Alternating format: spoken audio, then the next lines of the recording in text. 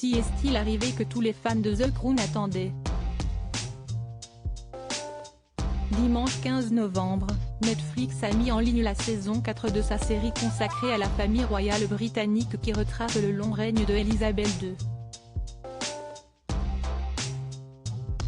Située désormais à la fin des années 1970, début des années 1980, l'intrigue a accueilli deux personnages phares de cette époque, Margaret Thatcher et Lady Diana. Et si est-il bien cette dernière qui fascine le plus les fans, interprétée avec brio par la comédienne Emma Corrin. Mais si la princesse Diana a fait son entrée dans la série, un autre membre de sa famille y a trouvé sa place, sa grande sœur, Sarah Spencer, désormais appelée Lady Sarah McCorquodale. En effet, si celle-ci a été intégrée au scénario de The Crown, si est-il parce que avant que le prince Charles n'épouse Diana, il a entretenu une relation avec Sarah Spencer en 1977. Une idylle de quelques mois qui a permis la rencontre entre le prince héritier et la princesse Diana, ce qui la fera rire plusieurs années plus tard lorsqu'elle dira « Je les ai présentés. Je suis Cupidon », pressentie au départ pour épouser le prince Charles, dont elle se séparera peu après avoir donné une interview pour le moins scabreuse. Sarah Spencer s'est mariée en 1980 à Neil Edmund McCorquodale, avec qui elle a eu 3 enfants, Emily, George et Celia.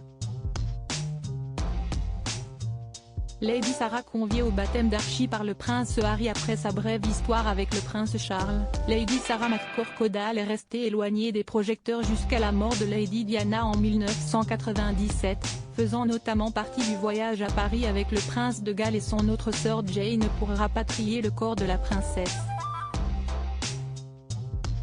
Si la presse les disait pas particulièrement proches, voire même en froid, Andrew Morton assure que la mère des princes William et Harry avait trouvé en sa sœur Sarah une confidente, qui était par ailleurs l'une des seules personnes en qui elle avait confiance, si bien qu'elle l'a plusieurs fois invitée lors de ses sorties officielles.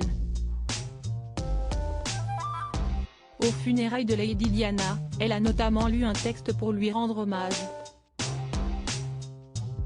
Après la mort de sa petite sœur, Lady Sarah McCorquodale est devenue présidente du Diana, Princess of Wales Memorial Fund, un organisme de bienfaisance voué à la poursuite du travail humanitaire de Diana, qui a finalement été fermé en 2012 pour être partagé entre les princes William et Harry. Proche de ses neveux, elle avait été conviée à leur mariage respectif avec Kate Middleton et Meghan Markle, et de par sa proximité avec le duc de Sussex, celui-ci l'avait même invité avec sa sœur Jeanne au baptême de son fils Archie. Un prince que Lady Diana surnommait tendrement mon petit Spencer selon eux, et ce à cause de la ressemblance de son fils cadet avec les membres de sa famille.